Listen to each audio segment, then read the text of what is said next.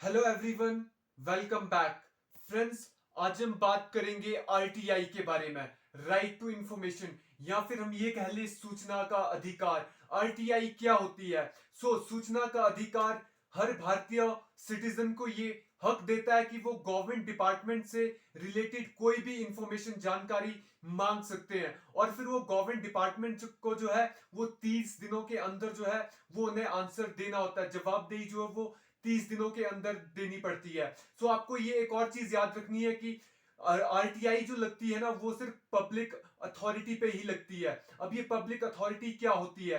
Public authority means कि जो private institutions ना हो उसे हम पब्लिक अथॉरिटी कहते हैं। तो हर उस पब्लिक अथॉरिटी पे आरटीआई जो है लगाई जा सकती है, या और ये जो आरटीआई है वो एनजीओ पे भी लगाई जा सकती है। लेकिन याद रखना है कि सिर्फ वही एनजीओ जिनको जो है गवर्नमेंट फाइनेंशियली सपोर्ट करती है, तो उन सब चीजों पे जो है वो आरटीआई लग सकती है। फ्रेंड्स, आरटीआई जो है वो पब्लिक अथॉरिटीज पे लगाई जाती है, और जो लगाई जाती है वो लगाई जाती है एनजीओ यानी कि नॉन गवर्नमेंट ऑर्गेनाइजेशंस, लेकिन जिनको गवर्नमेंट फाइनेंशियली सपोर्ट करती है। ये आपको याद रखना है। और ये जो आरटीआई का आंसर देना पड़ता है ये भी याद रखना, पूछ लिया जा सकता है। ये 30 दिनों के अंदर जो है, ये जितने भी गवर्नमेंट डिपार्टमेंट्स होते हैं, अगर किसी पे आरटीआई लगती है तो 30 दिनों के अंदर जो है उसका जवाब देना पड़ता है।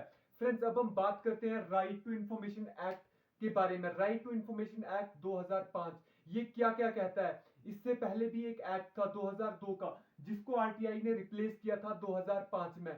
वो था फ्रीडम ऑफ इंफॉर्मेशन एक्ट 2002। उसको जो है रिप्लेस किया था आरटीआई ने। फ्रेंड्स, आरटीआई एक्ट 2005 ने जो रिप्लेस किया था वो क्या था? फ्रीडम ऑफ इंफॉर्मेशन एक्ट 2002 को।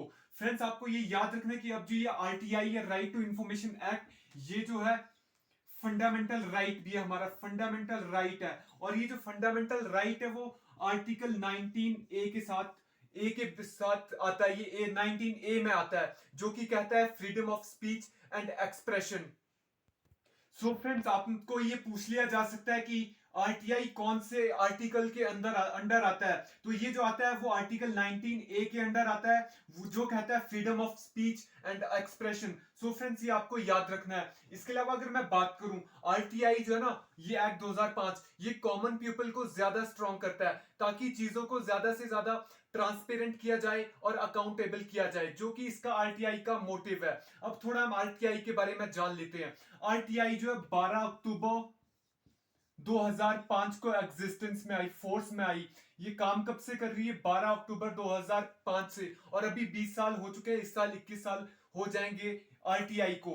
तो इसको जो लाया था वो लाई थी अरुणा रॉय। नाम आपको याद रखना है, अरुणा रॉय।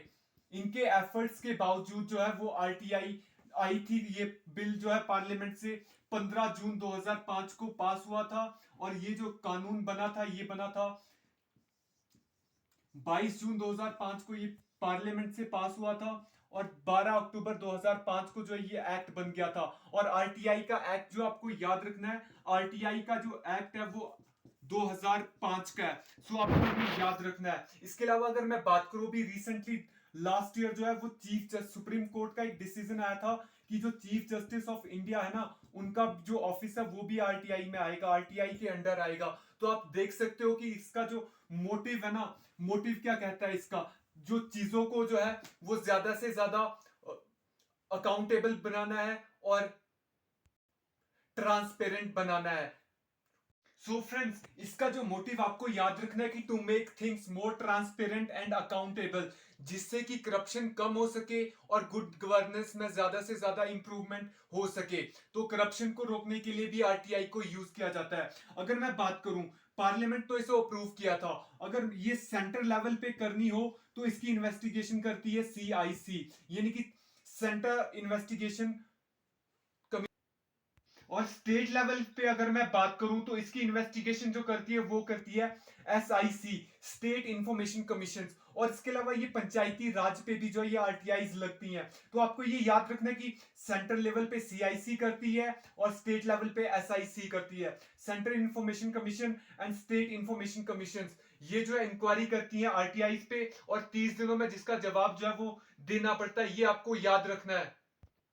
फ्रेंड्स, एक और चीज आपको जो याद रखनी है वो ये है कि राइट टू इंफॉर्मेशन जो है वो एक इंडिपेंडेंट इंफॉर्मेशन कमीशन है, ये भी पूछ लिया जाता है। एचएएस के एग्जाम्स में ऐसे क्वेश्चंस को पूछने का ट्रेंड चला हुआ पिछले 1-2 साल से। ऐसे क्वेश्चंस जो है वो 2-3 क्वेश्चंस जो है पूछे जाते हैं। ये एक इंडिपेंडेंट इंफॉर्मेशन कमीशन है। तो आरटीआई के बारे में आपको पता है, ये हर सिटीजन के पास एक हक है कि वो किसी भी गवर्नमेंट डिपार्टमेंट, एनजीओ जिनको गवर्नमेंट फाइनेंस करती है, वो उनसे इंफॉर्मेशन मांग सकते हैं फैक्ट से रिलेटेड। तो उनको जो है उसका जवाब 30 दिनों के अंदर देना पड़ता है। इसके अलावा आपको पता है कि 12 अक्टूबर 2005 को एग्जिस्टेंस में आई अरुणा रॉय के एफर्ट्स थे इसमें। और आर्टिकल 19A के तहत ये फंडामेंटल राइट भी हमारा RTI under article 19 freedom of speech and expression. Friends वो हर चीज हमने डिस्कस कर ली है, हर वो चीज जो एग्जाम्स में पूछी जाती है। सो फ्रेंड्स आज की वीडियो में बस इतना ही। होप आपको ये वीडियो अच्छा लगा हो। Thank you friends.